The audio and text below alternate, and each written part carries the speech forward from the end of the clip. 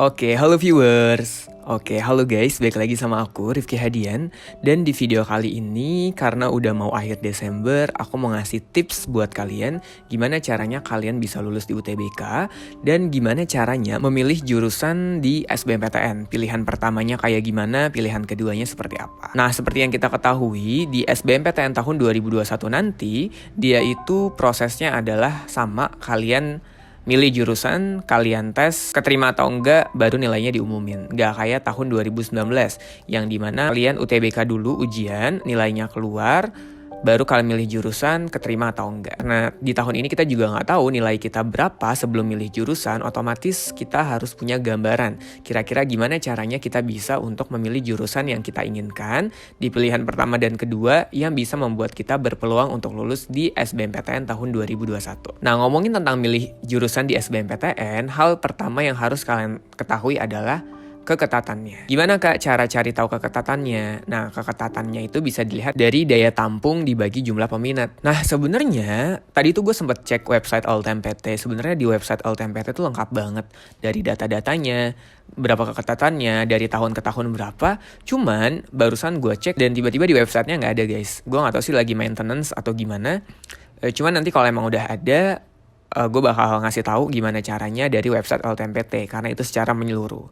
Cuman karena yang sekarang yang bisa diakses adalah yang di UI aja, otomatis mungkin gue akan ngasih tahu daya tampung keketatan yang ada di UI kayak gimana. Oke, di sini udah ada data yang dari UI teman-teman, dari SNM, SBM, dan SIMAK. Kalau teman-teman mau cari, tinggal buka aja simak.ui.ac.id. Nah, teman-teman, di sini kan teman-teman bisa lihat nih dari keketatan yang paling ketat sampai yang paling tidak ketat yang mana. Coba teman-teman lihat untuk pendidikan dokter sendiri tahun 2019 itu peminatnya adalah 852, tapi daya tampungnya cuma 54. Keketatannya 8,45%. Sedangkan untuk FKG dia pendaftarnya 366, daya tampungnya 36, keketatannya 13,11%. Nah, teman-teman bisa cari nih, kalau matematika berapa, biologi berapa, geografi berapa. Dari situ teman-teman bisa urutin, kira-kira yang paling ketat sama yang paling tidak ketat yang mana. Dari urutan keketatan itu, teman-teman bisa milih 2 jurusan yang menurut teman-teman bisa berpeluang teman-teman untuk masuk di jurusan itu atau enggak. Tapi aku saranin jangan terlalu melihat keketatan di tahun 2019.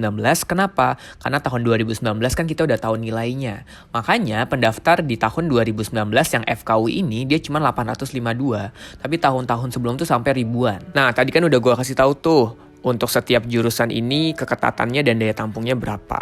Kalau udah tahu, sekarang kalian urutkan keketatan dari yang paling kecil, yang paling saingannya banyak, sampai yang paling besar. Kenapa? Semakin kecil keketatannya, semakin sulit masuknya. Udah kalian urutin tuh, oh tadi yang paling ketat misalnya apa, dari urutan pertama sampai terakhir, barulah kalian pilih kira-kira dari hasil keketatan yang ada, gue bisa nggak ya untuk masuk satu aja bangku di jurusan yang gue inginkan. Nah, yang ketiga adalah yang harus kalian ketahui, cari nilai UTBK di tahun-tahun sebelumnya.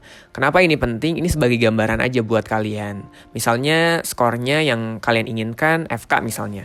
Oh, FK waktu itu 724 ada. Hasil TO kalian sudah pernah mencapai itu atau belum? Kak, kan tapi kita nggak tahu tahun ini nilainya berapa. Ya, memang kita nggak tahu nilainya kita berapa. Ya, terus gimana caranya kita bisa merasionalisasi pilihan-pilihan kita cuma dari data yang ada? Oh, misalnya FK nilai TO aku nggak pernah nyampe sih. Aku tetap menyarankan kalau emang kalian mau masuk FK dan FKU ya pilih aja. Nanti di pilihan kedua yang sesuai dengan nilai TO kalian atau di bawah nilai TO kalian. Biar kayak ya udah pilih aja pilihan pertama. Kenapa? Karena itu cita-cita lo. Kita nggak akan tahu pilihan pertama kita bisa masuk atau enggak ketika kita nggak nyoba.